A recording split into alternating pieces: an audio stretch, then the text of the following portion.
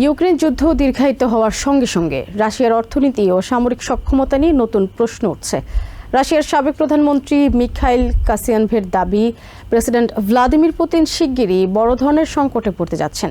সিএনএনকে দেয়া এক সাক্ষাৎকারে তিনি বলেন, রাশিয়ার অর্থনীতি ঘুরে দাঁড়ানোর তেমন সম্ভাবনা দেখছেন না তিনি।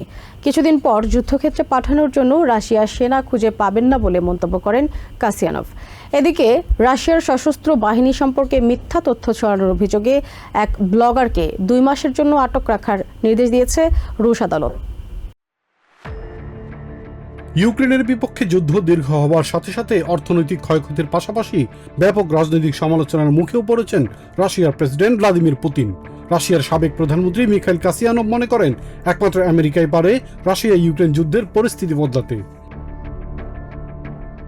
সিএনএনকে দেয়া সাক্ষাৎকারে কাসিয়ানভ বলেন, আমেরিকার প্রশাসন যদি স্পষ্ট করে বলে কে আগ্রাসী ভূমিকা নিয়েছে, তাহলে হয়তো পরিস্থিতি বদলাতে পারে। তবে আমেরিকাও স্পষ্ট করে বলছে না তারা কোন পক্ষে। তুর্কির আঙ্কারায় হওয়া এই আলোচনায়ও সেই পথে এগুচ্ছে বলেও মনে করেন তিনি। কাসিয়ানভ মনে করেন, রাশিয়ার প্রেসিডেন্ট পুতিন ভয়াবহ বিপদের মুখোমুখি হতে যাচ্ছেন। প্রেসিডেন্ট ট্রাম্প যখন তাকে আর সাহায্য করবেন না, তখনই তিনি এটি স্পষ্ট বুঝতে পারবেন। রাশিয়ার অর্থনীতি স্থিতিশীল হবার কোনো সম্ভাবনা নেই। যুদ্ধক্ষেত্রে পাঠানোর জন্য আরও মানুষ জোগাড়ও করতে পারছে না, ফলে পরিস্থিতি খারাপের দিকেই যাচ্ছে। রাশিয়ার অভ্যন্তরে মানুষ প্রচণ্ড মানসিকভাবে হতাশ। সব ধরনের কর্মী অ্যাক্টিভিস্টদের মধ্যে চরম ভয় কাজ করছে বলেও জানান তিনি। কাসিয়ানভ দাবি করেন, সরকারকে সমালোচনা করলে 6, 8, 10 বছর এমনকি 25 বছরের কারাদণ্ডও হতে পারে। নিজের উদাহরণ দিয়ে তিনি বলেন, তাকে ইতিমধ্যেই সন্ত্রাসীদের তালিকায় অন্তর্ভুক্ত করা হয়েছে। তিনি দেশে ফিরলেই সম্ভবত আমৃত্যু কারাদণ্ড দেওয়া হতে পারে। কারণ রাশিয়ান প্রশাসন মনে করে কাসিয়ানভ গণমাধ্যম ব্যবহার করে সরকার পরিবর্তনের চেষ্টা করছেন বা এ ধরনের কিছু করতে চান। রাশিয়ার প্রেসিডেন্ট ভ্লাদিমির পুতিনের সমালোচনা করে তিনি বলেন, নতুন সোভিয়েত ইউনিয়ন করা বা দেশের ভবিষ্যৎ নয়, ইতিহাসে নিজের উত্তরাধিকারও নয়। তিনি শুধু নিজের ক্ষমতা টিকিয়ে রাখতে চান।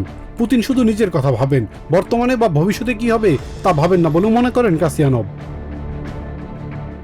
এদিকে চলতি বছরের মার্চ মাসে আমি কেন ভ্লাদিমির পুতিনকে সমর্থন করা বন্ধ করেছি 5টি কারণ শিরোনামে একটি ঘোষণাপত্র প্রকাশ করেন এক ব্লগার ইলিয়া রেমসেলেক, যা সামাজিক মাধ্যমে ব্যাপকভাবে ভাইরাল হয়। ঘটনার প্রতিক্রিয়ায় শুক্রবার সেন্ট পিটার্সবার্গে রেমেসলোকে আটক করা হয়।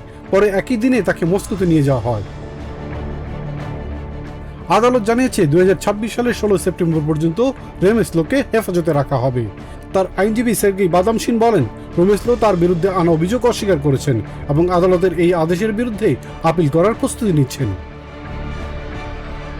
Ilias Kamal, TVN 24 news desk. New York থেকে সম্প্রচারিত টিভিএন 24 টেলিভিশন বিশ্বজুড়ে বাঙালির কণ্ঠস্বর।